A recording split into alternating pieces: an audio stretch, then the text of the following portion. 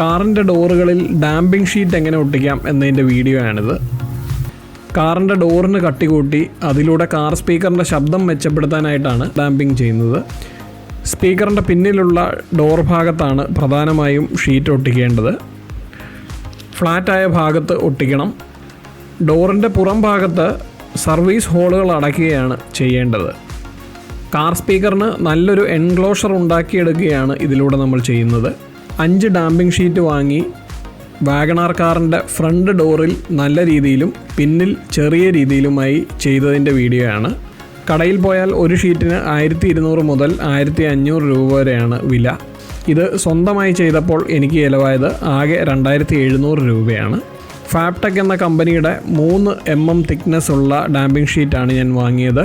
32 inch നീളവും 18 inch വീതിയുമുള്ള 5 ഷീറ്റും ഒരു റോളറും കൂടി അവരുടെ സൈറ്റിൽ നിന്ന് ഓഫർ തുകയായ 2700 രൂപയ്ക്ക് ലഭിച്ചു.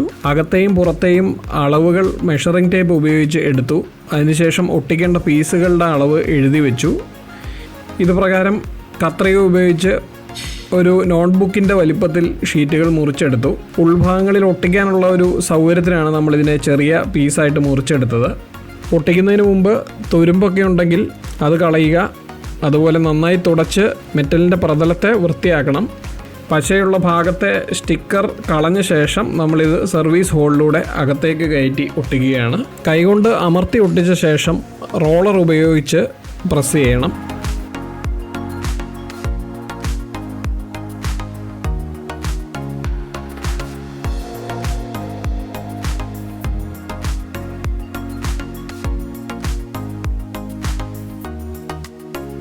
ഷീറ്റിൻ്റെ പുറത്തെ അലുമിനിയം ഫോയിൽ പോകാതിരിക്കാൻ റബ്ബർ കൊണ്ടുള്ള റോളറാണ് ഉപയോഗിക്കുക.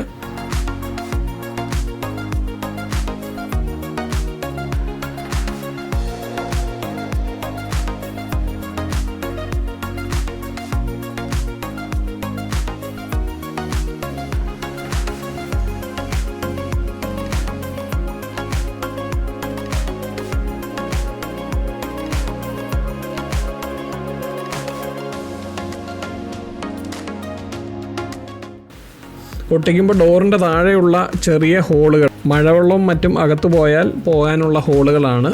അവിടെ ഓപ്പണിംഗ് വേണം. അതുപോലെ മറ്റ് ആവശ്യമായിട്ടുള്ള ഓപ്പണിങ്ങുകളും ഉറപ്പുവരുത്തുക. പിന്നിലെ 2 ഡോറിനും കൂടി ഒറ്റ ഷീറ്റാണ് ബാക്കിയുണ്ടായിരുന്നത്. അത് സ്പീക്കറിൻ്റെ പിന്നിലുള്ള ഭാഗത്തായി ഒട്ടിക്കുകയും ചെയ്തു.